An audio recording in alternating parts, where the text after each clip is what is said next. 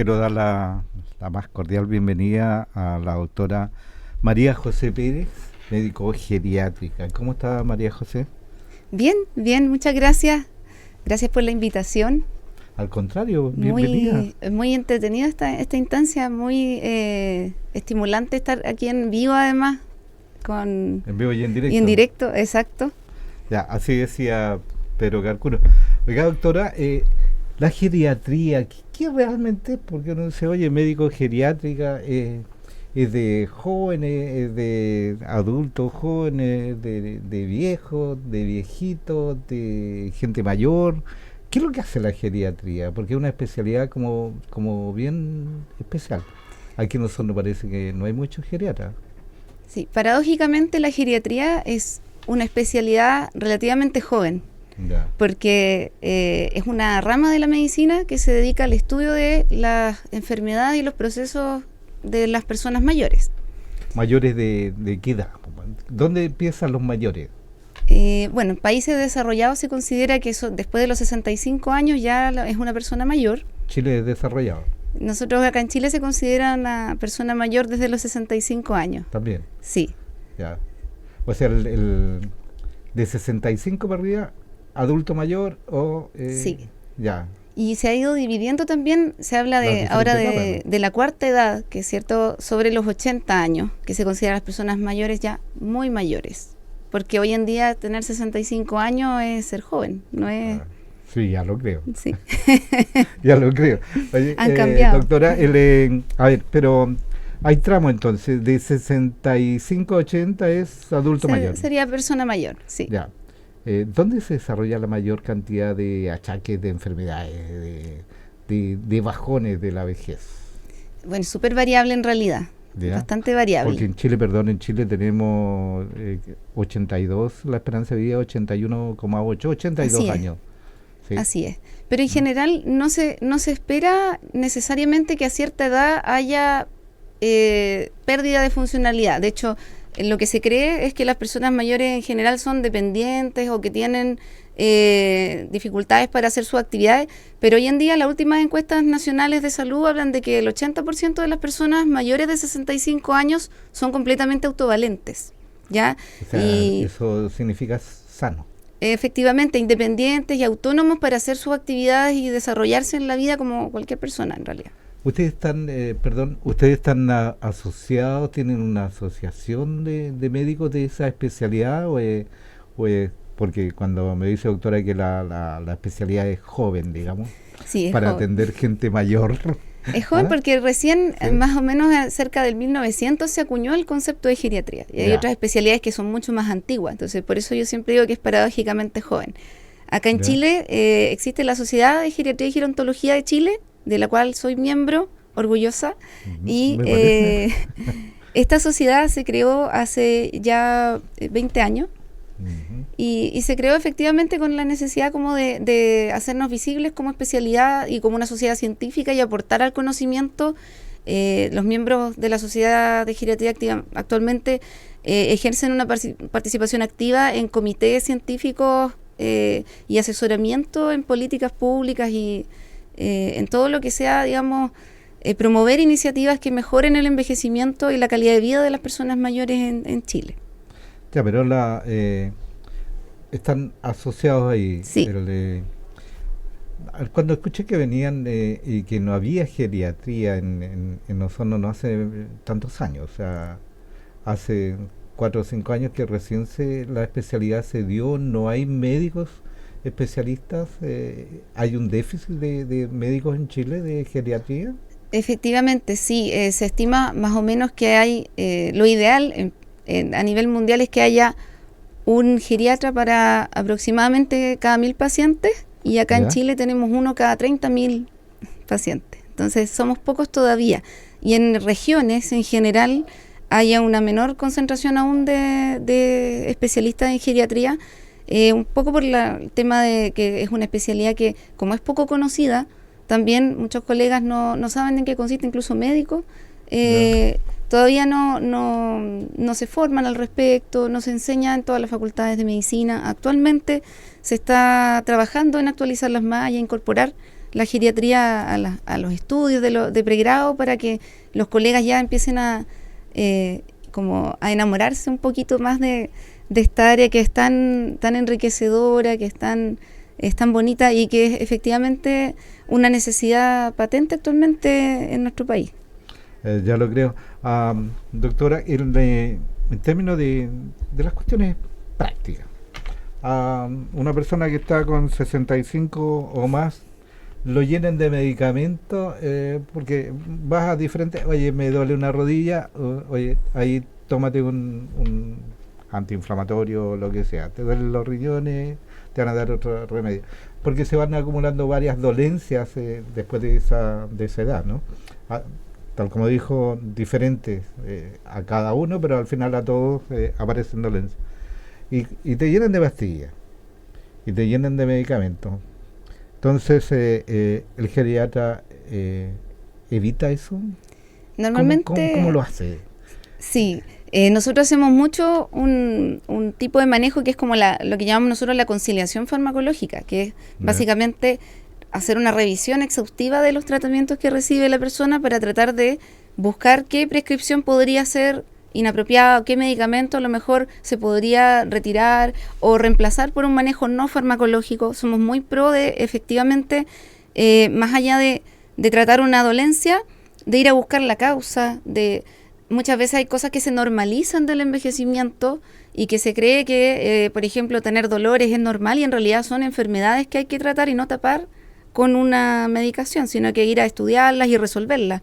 Y ahí es donde nace el concepto que nosotros hablamos de los síndromes geriátricos, que son procesos que son anormales, que son frecuentes en las personas mayores, pero que son tratables y que entre ellos hay un montón de cosas que normalmente se asocian como normales de envejecer, pero que realmente no lo son. Por ejemplo, las caídas, el tener estreñimiento, tener incontinencia urinaria, por ejemplo.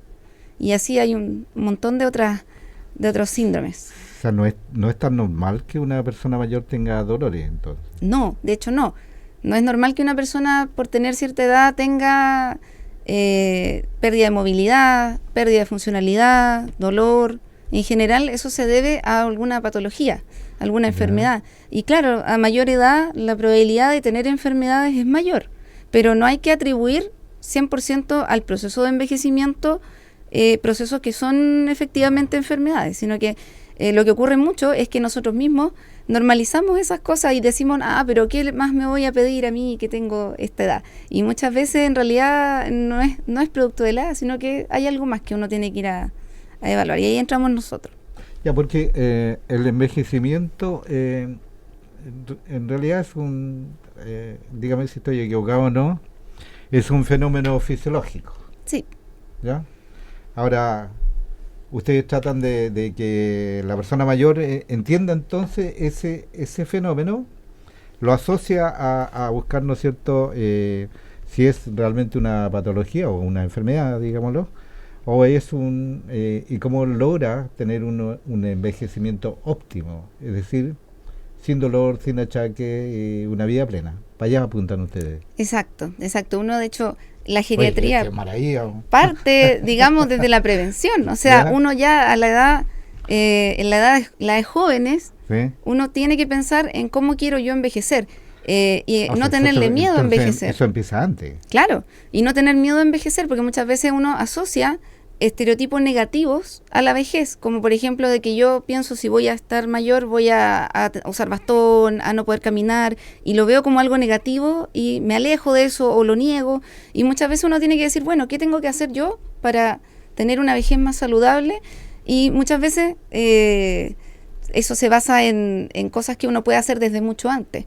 Por ejemplo, a modo general, una de las cosas que uno más aconseja en la vida, desde que uno tiene la oportunidad de hacerlo, es hacer ejercicio. El ejercicio es una de las mejores formas de evitar dolencias y evitar pérdida funcional y evitar complicaciones cuando envejecemos. Es decir, desde joven practicar deporte, sí, caminar harto, beber poco. Hacer actividad física, efectivamente, sí. El consumo de alcohol, efectivamente, es algo que se sugiere hacer con moderación o evitar en lo posible. Sabemos que es difícil pedir eso, pero efectivamente una sugerencia es el consumo, no consumir alcohol y efectivamente si se hace, hacerlo con moderación. Es decir, doctora, cuando te parece, contémosle a nuestros amigos que estamos conversando con la doctora María José Pérez, ella es médico geriátrica. Doctora, en el mecanismo de envejecimiento es entonces algo absolutamente natural, va a llegar, porque va degradándose en términos de ya las células no se producen con la misma rapidez, hay un proceso como propio empiezan a aparecer las arrugas, empiezan a aparecer varias cuestiones, pero no necesariamente tiene que estar entonces asociado a dolor. Claro. El envejecimiento en sí mismo, desde el punto de vista biológico, es un proceso universal. Todos lo vamos a tener. Es intrínseco, es inevitable, intrínseco al ser humano. Es un proceso deleterio desde el punto de vista biológico, porque en el fondo involucra que nos acercamos a la muerte, biológicamente hablando.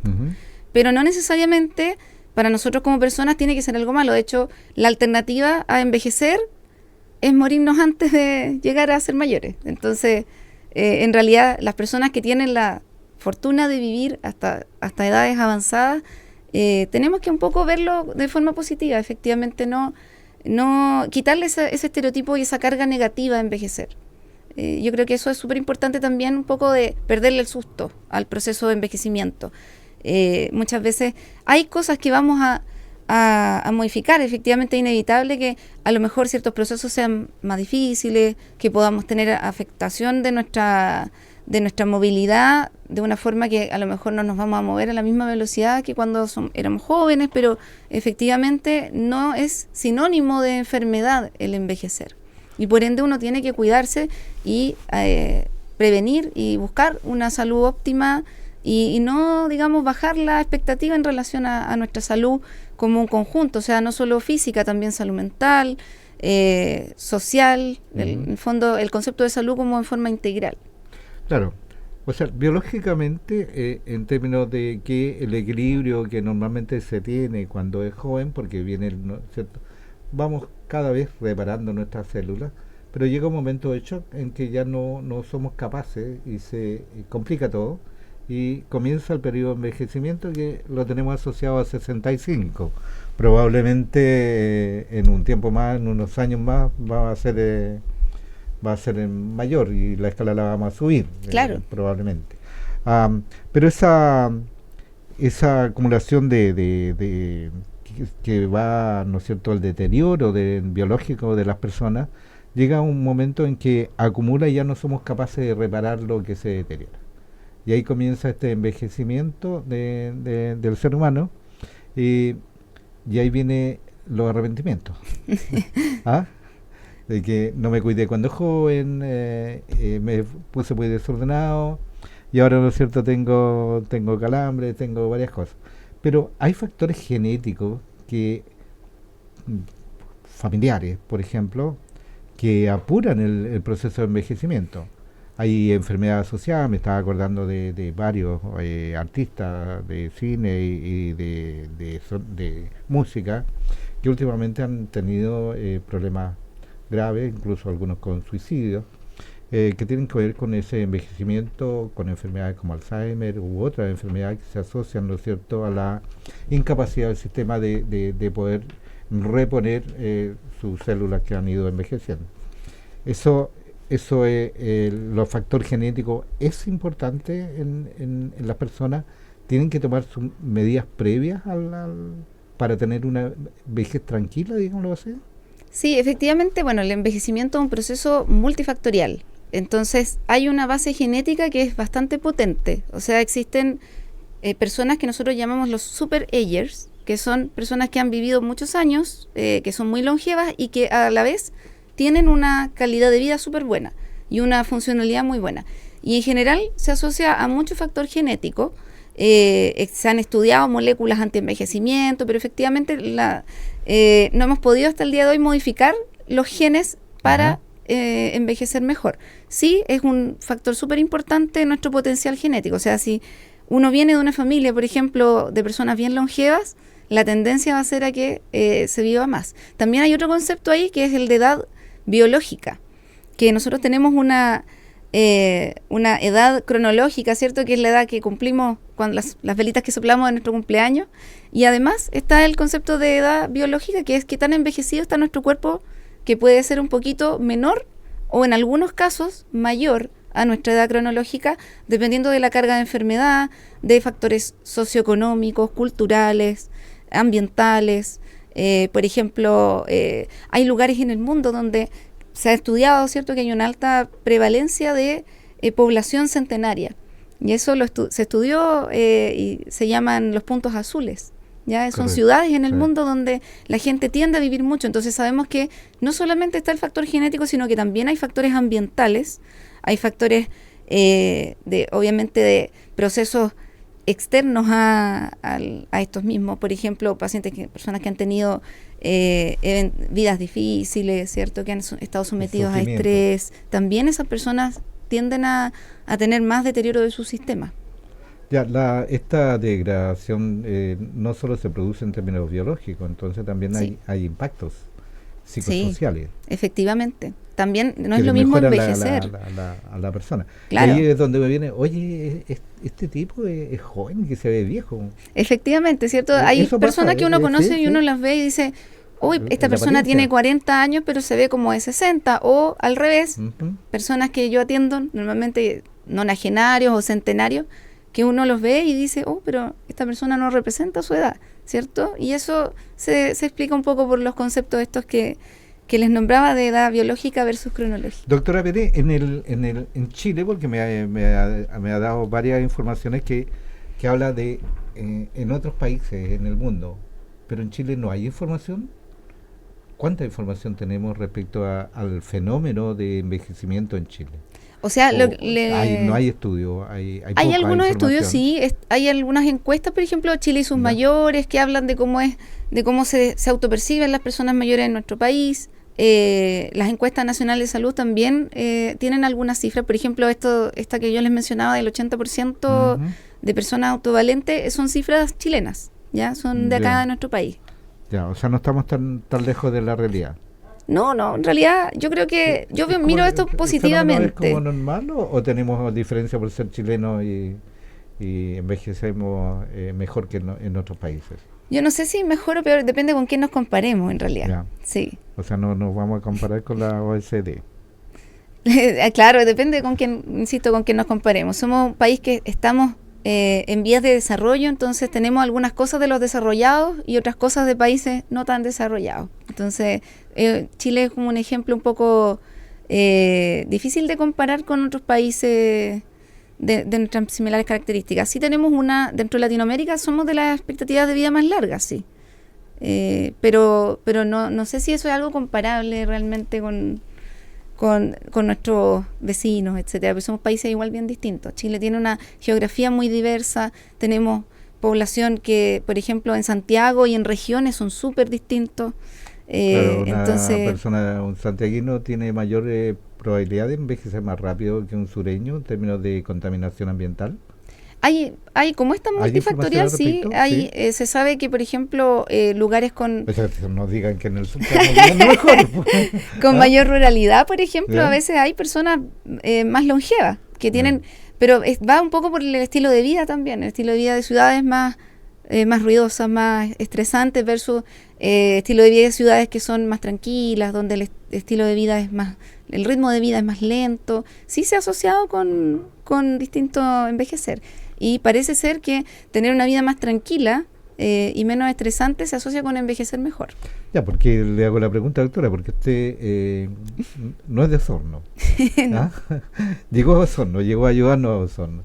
Pero tiene que haber visto otra realidad en Concepción, en Santiago, donde usted ha ido. Hay diferencia en términos de ese tipo, de esta población que estamos hablando, de 65 y más, con respecto a los 65 más de Osorno y la región. Sí, igual yo diría que hay cosas... ¿Cuál es la percepción, digamos? Mi percepción es que hay ventaja y desventaja. Por ejemplo, lo que yo diría que es una ventaja es que tenemos un estilo de vida y una calidad de vida, un ritmo de vida más lento, y eso favorece, ¿cierto?, otro tipo de capacidades. Sí tenemos la desventaja de que hay harto aislamiento del punto de vista de sectores de alta ruralidad, difíciles accesos a la salud, no estamos tan centralizados en cuanto a eso, entonces como en regiones en general tenemos menos acceso a la salud que en ciudades más grandes. Entonces en Santiago hay, por ejemplo, muchos geriatras. Sí. En cambio acá en regiones, como había mencionado, hay menos. ¿Cuántos hay en Osorno? Acá en Osorno habemos como 4, por ahí. Sí, somos poquitos. Ya, pero sí. de la sociedad de geriatría. Algunos miembros de la sociedad de geriatría, sí. No tengo el número exacto, ya. no quiero engrupir. Ya, pero hay que estudiar geriatría como especialidad en la universidad. Sí, efectivamente la geriatría es una subespecialidad, es una rama de la medicina interna. Y de que es una especialidad dentro de la medicina. O sea, es un posgrado dentro de la carrera de medicina. Ya. Esto tiene que ver con el buen vivir, ¿no? ¿Sí? Sí, también. También. Sí. Doctora, a la vuelta quiero que conversemos, sigamos conversando de esta interesante profesión que médico geriatra, y con María José Pérez, pero a la vuelta veamos cuáles son los factores psicosociales y cómo afectan, ¿no es cierto?, esa vejez. Ya, vamos en corte. Doctora, estábamos comentando, yo le decía que los factores psicosociales, desde mi perspectiva, pareciera ser que son importantes. No sé qué tanto dicen eso, pero quisiera en el contexto señalarles cuando hay personas que se sienten viejas prematuramente y otras que envejecen también prematuramente. Pero hay impactos bastante fuertes cuando hablamos de 65 años y más. En las mujeres 60 años para obtener su pensión de vejez o de retiro, digámoslo mejor. Los hombres se supone que son más fuertes, se supone que ya se ha probado que no es así. Pero la mujer, por todas las condiciones de vida que ha tenido y por el mismo hecho de ser mamá, como social hemos protegido, le damos 5 años adicionales, le decimos, puede retirarse a los 60. Pero cuando se retiran a los 65, hay gente que realmente, digámoslo en buen chileno, se le bajan los brazos y no sabe qué hacer. Estorba la casa. La señora barre para allá, hace la comida, qué sé yo, y el hombre de 65 que está en su plenitud de vida no sabe qué hacer. Empiezan a aparecer todos estos problemas. Ese primer problema de no saber qué hacer con su vida, y empieza a sentir que ya no sirve, por así decirlo. Eso hace que también fisiológicamente tenga un impacto fuerte, ¿no? Claro, normalmente cuando la persona envejece, paradójicamente se cree, ¿cierto?, que para mí es una paradoja porque realmente es al revés, que es como un término de la vida. Para mí al revés, para mí comienza una nueva vida. De hecho, si lo pensamos, estamos más de 1/3 de nuestra vida siendo adultos mayores. En cambio, algunos dicen, no, ya hasta aquí llegué, ¿cierto? Y muchas veces convive con muchas crisis de la vida. Por ejemplo, empezar a envejecer significa empezar a ver partir seres queridos, amigos, ¿cierto? Personas que rodean al entorno de esta persona. Se ocurre una merma económica, una merma menos lucas, social. Porque jubila y las jubilaciones, hasta tienen que disminuir la comida. Efectivamente, entonces son una serie de cambios que a veces son bastante abruptos y negativos para la calidad de vida de la persona.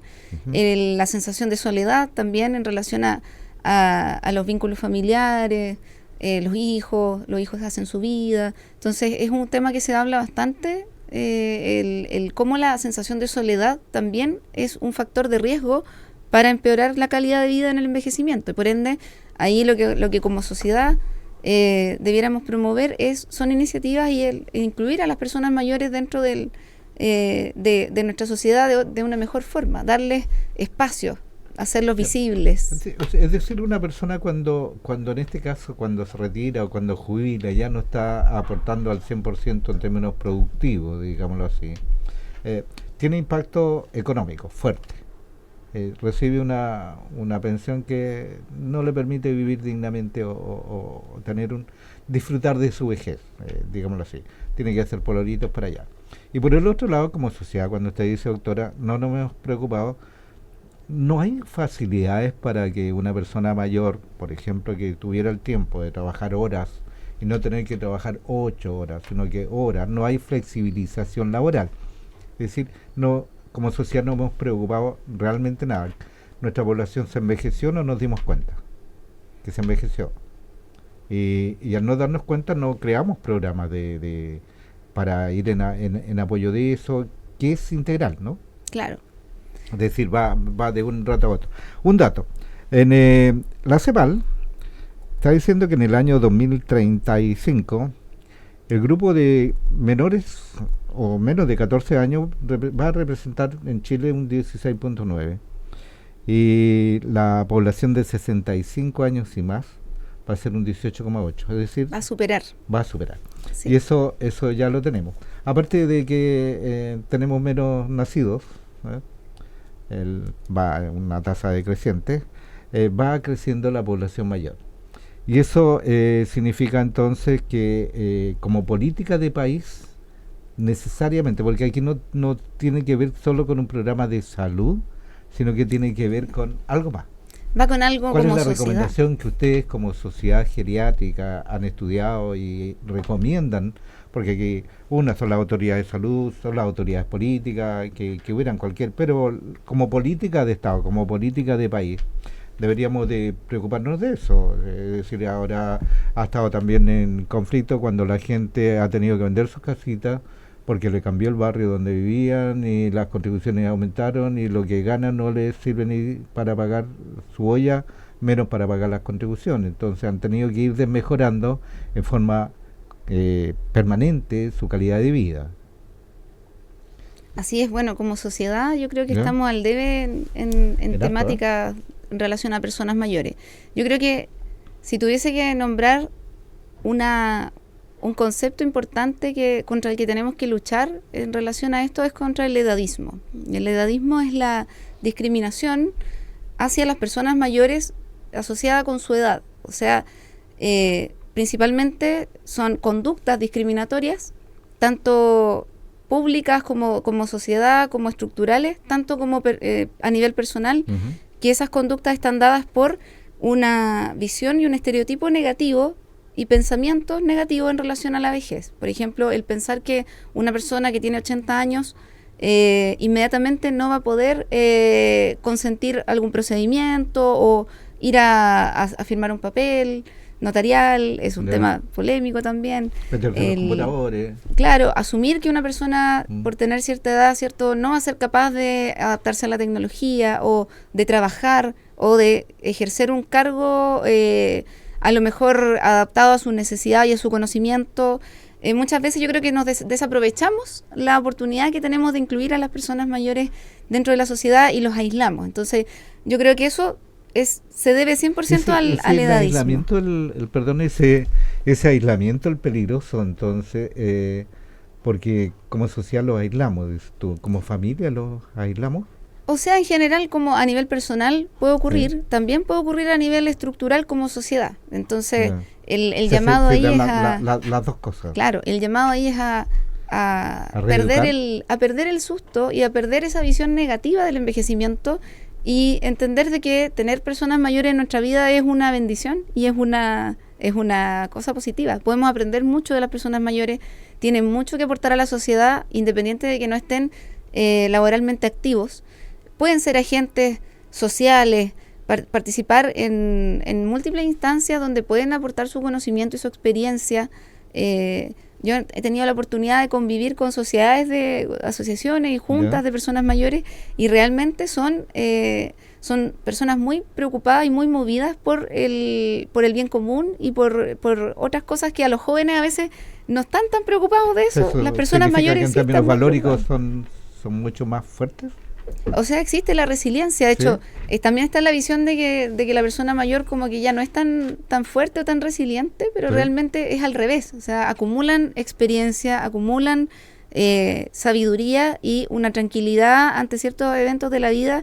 A pesar de todo, tienden a tener una fortaleza que yo creo que es propia de ellos, que no la tenemos todavía. Yo no la tengo, al menos, por lo menos. Eso a modo personal yo podría dar de ejemplo a pacientes que he atendido, personas con las que he tenido la oportunidad de conocer, que me han enseñado mucho desde sus distintas aristas, de sus distintas áreas, y que son un aporte real a la sociedad y que me encantaría que eso se transmitiera como al resto de la sociedad, de nosotros como personas más jóvenes, de que los valoricemos, le demos el lugar que les corresponde y que nos quitemos un poco esa visión negativa sobre las personas mayores. Yo creo que eso es un mensaje importante a transmitir como sociedad.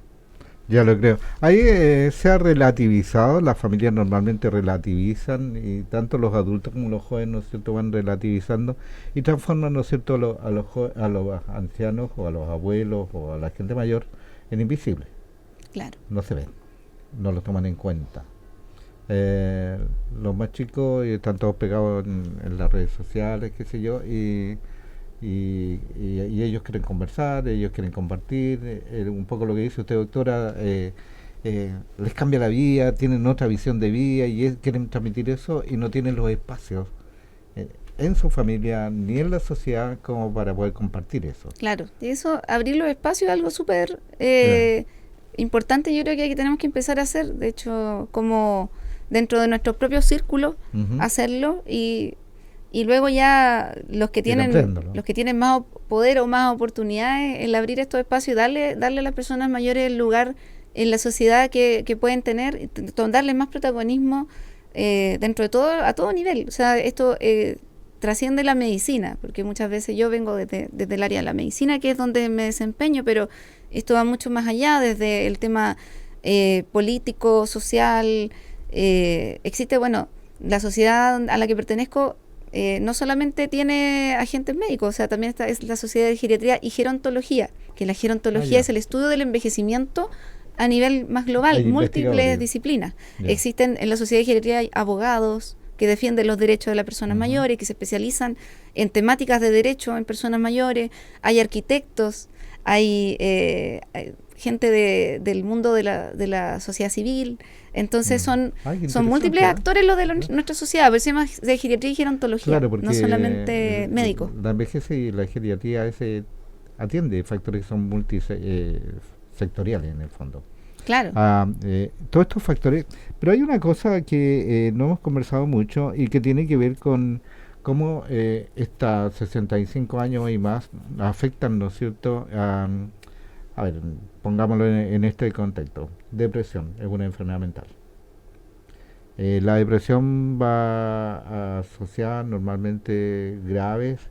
La avidez, porque viene como de la mano en términos de la edad, la soledad se asocia, con un poco lo que usted señalaba.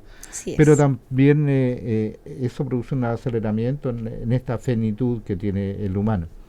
Pero la depresión afecta no solo a la persona mayor, sino que también los efectos de la depresión. ¿Cuánto es la tasa comparativa? No sé si hay información o no, del suicidio, por ejemplo, que es uno de los factores o las consecuencias de una depresión, ¿no? Sí, efectivamente, los trastornos depresivos en personas mayores tienen además características un poco distintas. Muchas veces pueden manifestarse con dolencias físicas, por ejemplo, o con otro tipo de síntomas, y no necesariamente consultar a la persona por un problema de ánimo. O sea, de hecho, personas que tienen dolores, por ejemplo, de difícil manejo, que tienen otro tipo de manifestaciones. Por ejemplo, me llega mucha persona con quejas de memoria, que tienen realmente una depresión. Y por ende ya es más difícil de diagnosticar.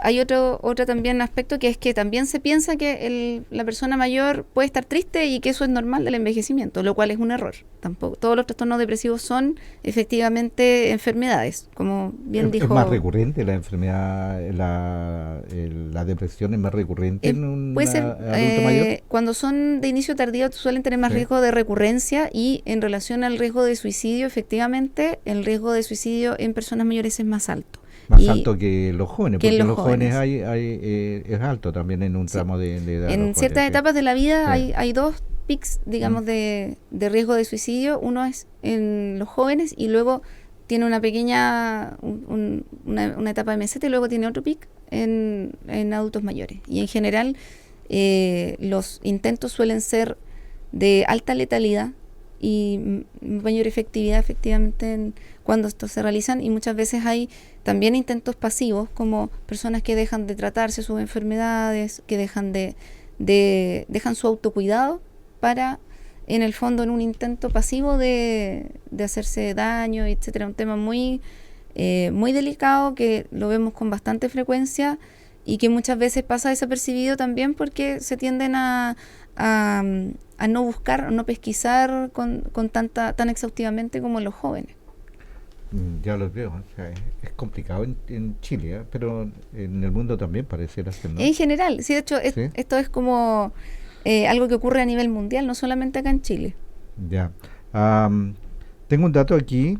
En la década, la Naciones Unidas declararon la década de las Naciones Unidas del envejecimiento saludable 2021-2030. Sí. Y Chile, junto con Japón, presentaron a la Asamblea General de la CEPAL el 14 de diciembre de 2020 un programa para realizar una política de país. Tengo entendido que Japón la está realizando, porque ahí también tienen gente mayor, y harto mayor que nosotros. Sí. Pero en Chile no se ha hecho la política de país. Los objetivos generales: cambiar nuestra forma de pensar, sentir y actuar con respecto a la edad y el envejecimiento. Eso es un programa hay que reeducar a la población. Ese punto, desde mi perspectiva, es fundamental, el hacer que la gente comprenda qué es lo que es. Por eso estamos aquí también. Sí, esto mismo que estamos conversando, básicamente, quitarnos el estereotipo negativo y empezar a visibilizar esto como una realidad y no como un problema. En el fondo no es un problema envejecer, ni tener muchas personas mayores, es una oportunidad de replantearnos nuestra postura ante el envejecimiento como sociedad. Entonces, es parte dentro de las políticas en general. No solamente esto tiene un aspecto político, sino que como persona nosotros vemos el envejecer. Entonces, es súper importante esto que conversamos. Dentro de eso se me ocurre cuando bueno, lo más cómodo esto de mantener invisible al adulto mayor dentro de la familia es buscarle un hogar. Hogares no existen, están todos copados. No es que tampoco tiene recursos como para irse a un hogar privado, digámoslo así. Entonces tienen que aguantarlo ahí, lo aíslan y ahí viene todo esto que estamos conversando. Claro, no hay comprensión una forma de prevenir la institucionalización en general es mantener la salud. Porque en el fondo las personas que suelen tener más riesgo de institucionalización o de ingresar a un establecimiento de larga estadía, o ELEAM como llamamos acá en Chile, correcto, a los establecimientos de larga estadía, es mantenerse más sano, porque las personas que tienden a institucionalizarse son personas que ya están más deterioradas, con enfermedades más complejas, que generan una sobrecarga del cuidador, una sobrecarga de la familia y de las personas que tienen que ejercer las labores de cuidado, y que normalmente un cuidador sobrecargado tiende a no cubrir la necesidad de la persona, y por ende a generar estas dinámicas de necesidad de institucionalización. Entonces, siempre nosotros tratamos como de preservar la salud lo más posible para evitar, ¿cierto?, llegar a estas instancias. Y a las personas en que ya esto ha ocurrido, tratar de darles el mejor manejo posible. Y efectivamente, en dispositivos como para este tipo de necesidad, estamos al debe en nuestro país, no solamente establecimientos de larga estadía. Hay otros dispositivos que también se pueden utilizar para ayudar como a los cuidados de la persona mayor en las distintas severidades de sus enfermedades. En los programas de los candidatos, de todos los candidatos, no he visto.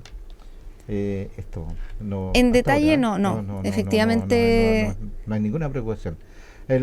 ¿Por qué? ¿Por qué lo veo yo en términos de cuando estamos hablando de política de país?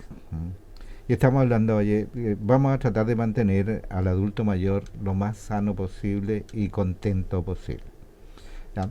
Estaba pensando que el viejito sea capaz, ¿no es cierto?, sea muy valente, que pueda, ¿no es cierto?, ir a picar el palito de leña, hacer fueguito, tener funciones, por último, dentro Su de la autonomía, eso es lo que llamamos Ser la autónomo. autonomía. Pero si no las tiene, y tampoco hay hogares donde pueda estos establecimientos de larga estadía, como son los hogares de ancianos que le llamamos, tampoco tenemos un refuerzo a esa familia que tiene que estar sacrificando a alguien de la familia para cuidar al familiar que envejeció y enfermó y que ya su deterioro es fuerte. Ahí debería haber, desde el punto de vista de ustedes, los geriátricos, debería haber una especie de bono paliativo hacia la familia que está en esa condición para evitar estos hogares que son harto más. Claro, más existen caros y más algunas, escasos, ¿no? claro, existen instancias de, por ejemplo, actualmente se están trabajando el tema de los estipendios. Existen un estipendio que es una cifra que se da a las personas cuidadoras, pero que obviamente creo yo que eso debiese ir aumentando, ¿cierto? En tanto a número, lo que se refiere a números, en cuanto a cifra del aporte económico a los cuidadores, y también en cuanto a la cantidad de personas con esa cobertura.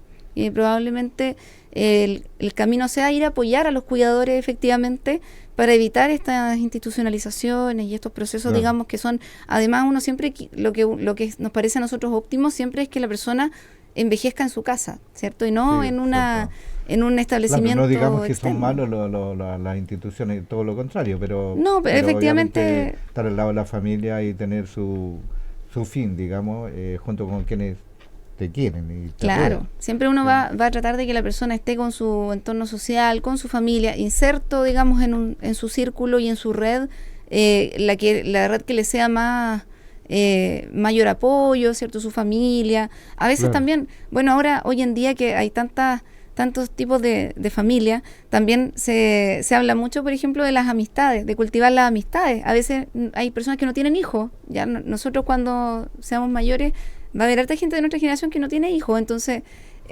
decimos, bueno, nos vamos a ver con amigas. Entonces, más allá de la familia, lo también social. crear redes Las redes como de amistad, ¿cierto? Redes comunitarias, O participar, con la mascota, compartir juntos. participar en sociedad, Participar en sociedad. ¿cierto? Doctora, nos está quedando re poco tiempo. El segundo punto que en este programa que presentó la CEPAL del Chile, dice asegurar las comunidades fomenten la capacidad de las personas mayores, que era lo que habíamos conversado, ofrecer atención integrada, centrada a la persona y en los servicios de salud primaria que respondan a las personas mayores. Por eso está entonces la especialidad de geriatría Ahí entramos nosotros. y entran Sí. ustedes acá. Y nosotros no tenemos déficit significativo de especialistas, y eso también es en todo el país.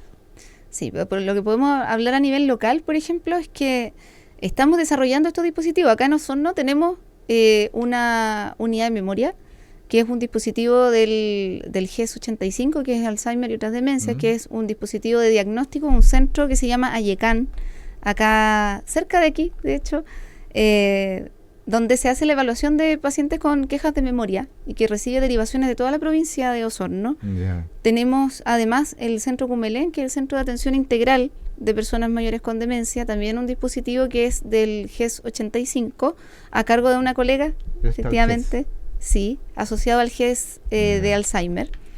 Y en el Hospital Base, donde actualmente estoy desempeñándome, estamos creando la unidad de geriatría y estamos haciendo atención de pacientes para buscar ya crear estos niveles asistenciales y dar esta cobertura que se necesita. Todavía no estamos trabajando en eso, nos falta mucho todavía, pero yo lo veo con esperanza, al menos acá en Osorno, de que estamos desarrollando la geriatría a pesar de que somos poquitos, pero se está desarrollando, estamos trabajando en eso y van a recibir noticias al respecto. Estamos trabajando para usted, dice la doctora Pérez, Eso mismo. médico geriátrica. Y el último punto, que era lo que presentó el el Estado chileno brindar acceso a la atención a largo plazo para personas mayores que lo necesiten, que es todo esto que estamos conversando.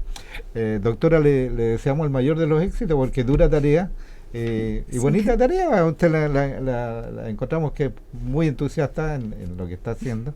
Qué bueno tenerla en Osorno con su aporte profesional y también tenerla acá en nuestra radio.